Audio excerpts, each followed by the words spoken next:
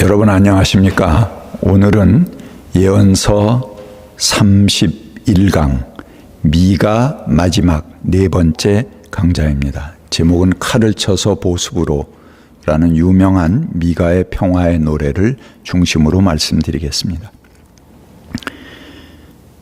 주님께서 민족들 사이의 분쟁을 판결하시고 원근 각처에 있는 열강 사이의 갈등을 해결하실 것이니 나라마다 칼을 쳐서 보습을 만들고 창을 쳐서 낫을 만들 것이며 나라와 나라가 칼을 들고 서로를 치지 않을 것이며 다시는 군사훈련도 하지 않을 것이다.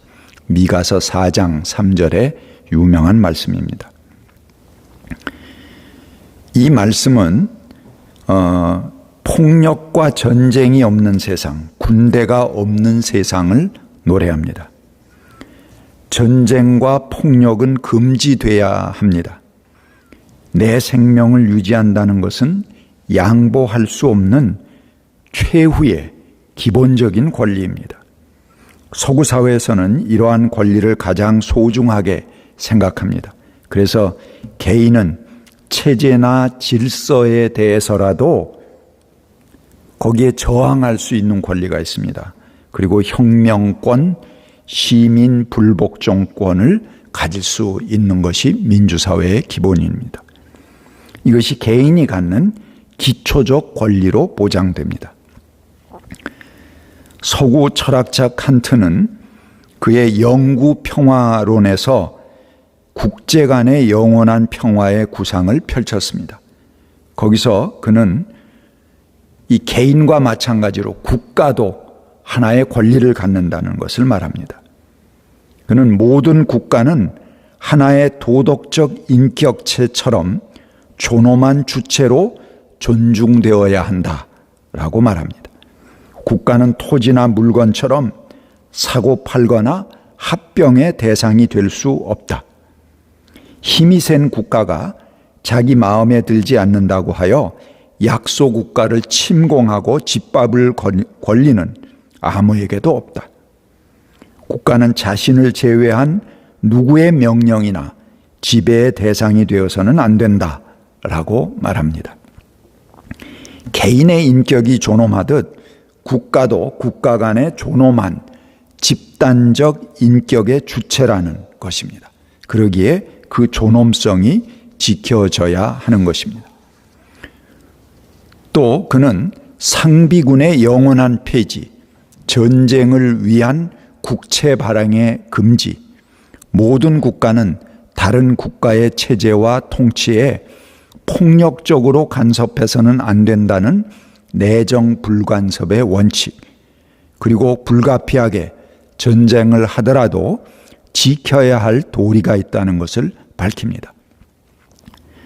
즉, 장래의 평화 시기에 상호 신뢰를 불가능하게 할 그런 적대 행위는 삼가야 한다는 것입니다. 예를 들면 암살자나 독살자를 고용한다든가 조약에 항복한 것을 무시하고 파기한다든가 상대국에서의 반역 선동을 한다든가 하는 것은 금하도록 했습니다. 전쟁이 발발하더라도 지켜야 할 도의와 기본적인 법칙이 있습니다. 내가 힘이 세다고 무조건 남을 침략해서 전쟁을 일으켜서는 안 되는 것입니다. 그래서 부득이하게 전쟁을 할 경우 자위적이고 방위적인 목적에 한해서 해야 됩니다. 그런데 근래에 미국은 어떻습니까? 이 오랜 법칙인 방어 전쟁의 개념을 넘어서서 공격 전쟁을 주장하고 있습니다. 자기를 지킨다는 명분을 앞세워서 앞으로 있을지도 모르는 위협을 선제적으로 제거해버리겠다는 것이죠.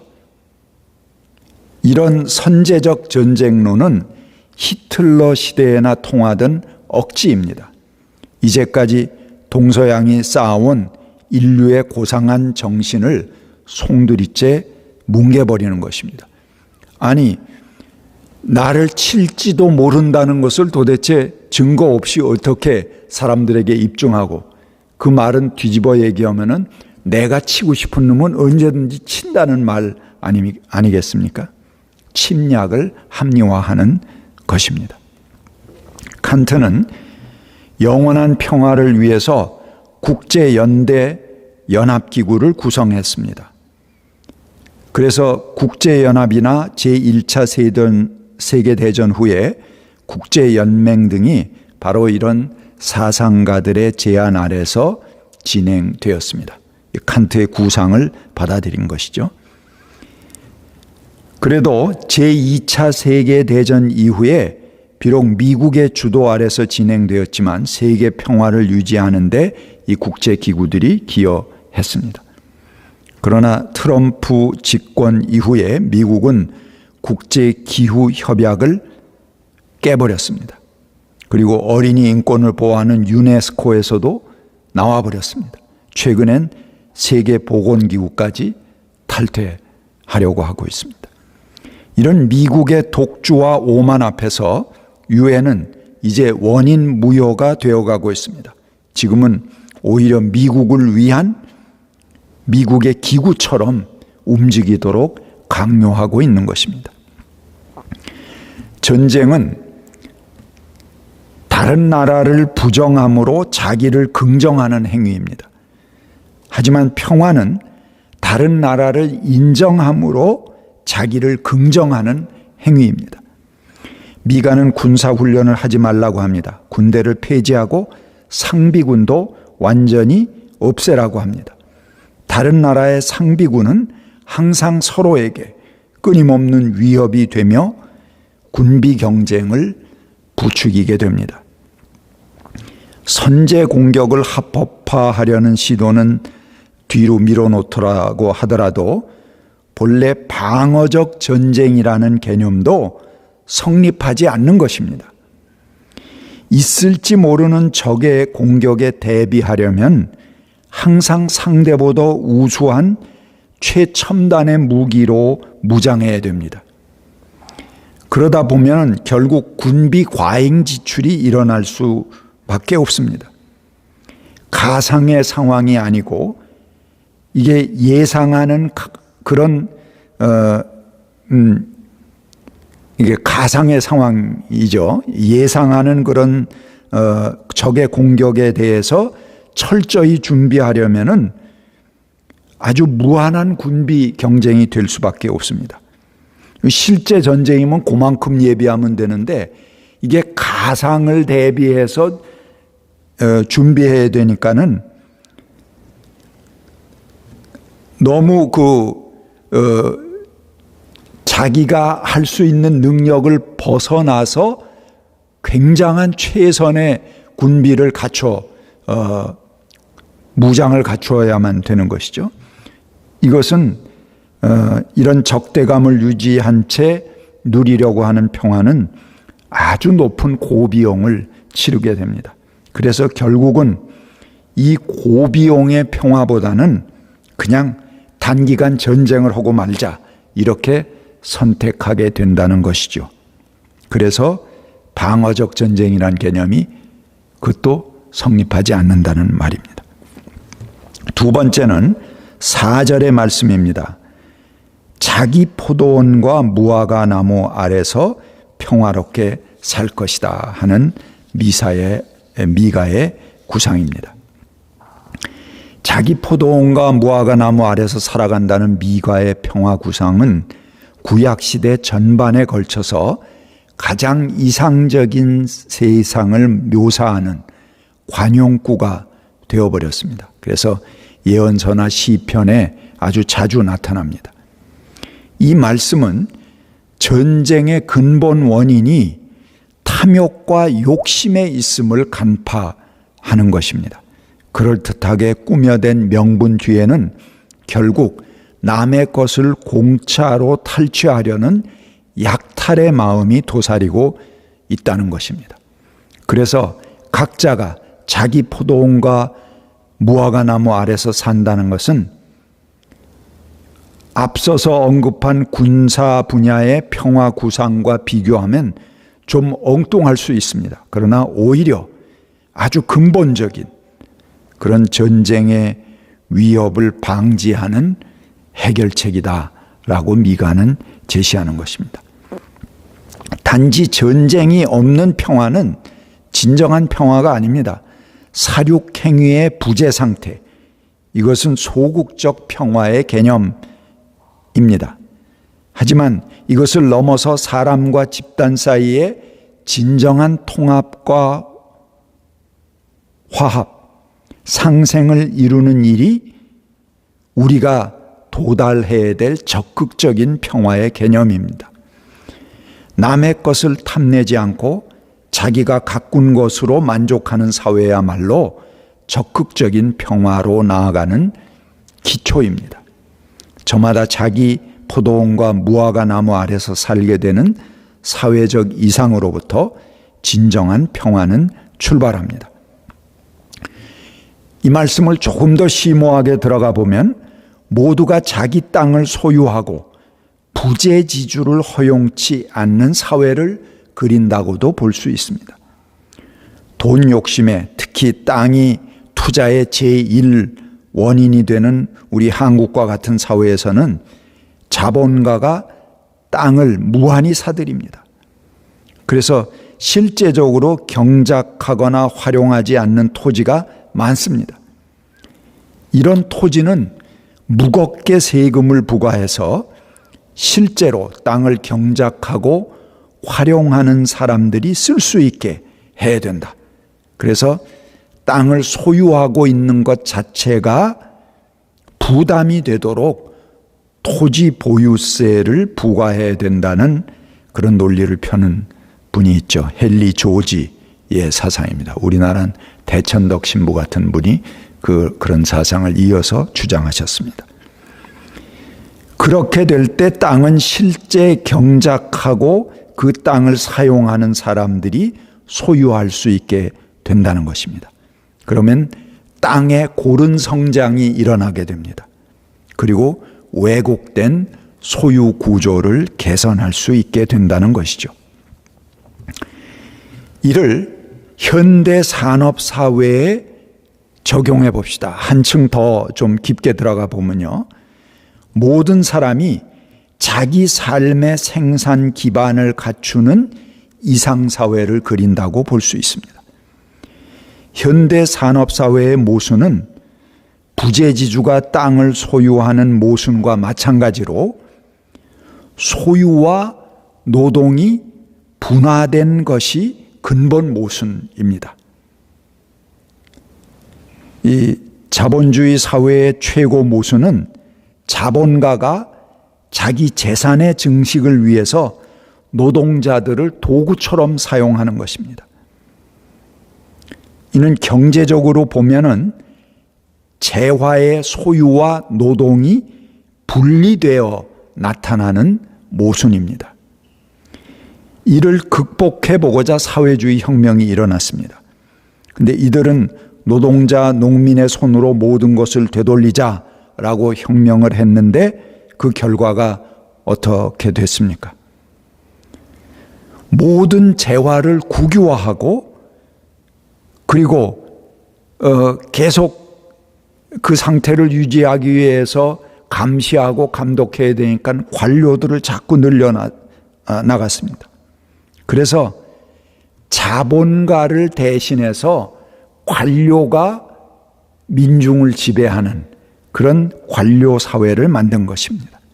그러니까 오히려 더 혹독한 지배와 감시 체계 아래서 민중들은 자유를 억압받게 되었습니다. 부의 편제는 가진 사람들을 때려잡느라고 일시적으로 개선되는 듯 했지만 결국 그 자리에 관료들이, 당이 군림하고 만 것입니다. 개인의 자유는 더욱 억압되고 아주 혹독한 어려움을 겪는 사회가 되어버렸습니다. 이것은 원래 막스가 이야기한 사회주의가 아닙니다. 그는 자본주의의 모순을 한 단계 넘어서는 사회를 말했습니다. 자본주의의 발달한 단계로서의 사회주의를 말한 것입니다. 막스가 꿈꾼 것은 모든 노동자와 농민이 실제 생산 수단이 되는 재화를 직접 그들이 소유하게 되는 사회를 말한 것입니다. 이건 현존했던 사회주의하고는 다른 그런 개념이죠. 소유와 노동이 분리되지 않는 사회의 모습을 말한 것이죠. 이 이야기는 오늘은 여기까지 하고요. 이와 비슷한 예언자의 이야기가 또 있습니다. 그걸 할 때 조금 더 구체적으로, 그러면 현대 사회, 산업사회에서 소유와 노동이 분리되지 않는 상태는 구체적으로 어떤 상황을 이야기할까? 그때 가서 좀 구체적으로 보도록 하겠습니다. 세 번째, 5절의 말씀입니다. 이것은 종교적인 이상에 대해서 이야기하는 것인데요. 다른 모든 민족은 각자 자기 신들을 섬기고 순종할 것이다 라고 이야기합니다. 물론 미가는 하지만 나는 야훼 하나님을 섬기겠다 하고 이야기를 하죠. 다른 민족의 종교적 선택은 각자 자기 신들을 섬길 수 있도록 존중해야 한다는 것입니다. 미가는 그 뒤에 이어서 나는 야훼 하나님만을 섬기고 그분에게 순종하겠다는 자기 결의를 확실하게 말합니다. 하지만 오직 야훼만을 외치는 유대인들이 다른 모든 민족이 각자 자기 신들을 섬기고 순종할 것이다 라는 이상을 내놓는데 아마 여러분들이 놀랄 것입니다. 아니, 그 유다, 이스라엘은 오직 야훼만 신앙 아니었어? 자기들을 선민이라고 주장하고 선택된 백성이라고 하는 것이 그들의 신앙 아니었어? 라고 반문하실 것입니다.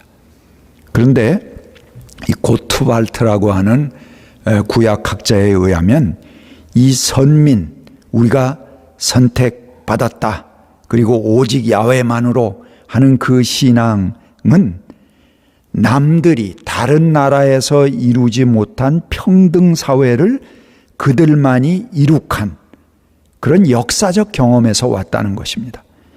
그들만이 갖는 그 자부심에서 우리 하나님 최고다라는 신앙이 시작되었다고 말하는 것이죠. 그래서 이것은 어떤 특권적인 표현이나 다른 사람을 배타하겠다는 편협한 신앙의 유산이 아니라는 것입니다.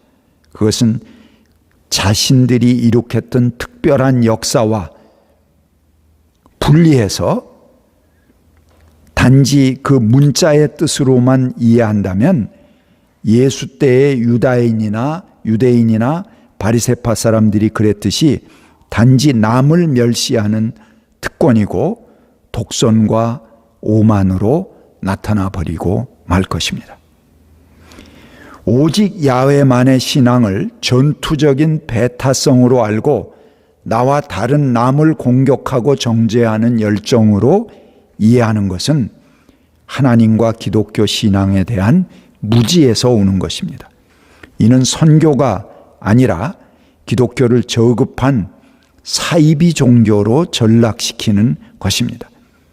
인류의 공적으로 만들어가는 자기 소멸의 길에 불과합니다. 이 선교가 아니죠. 반선교죠.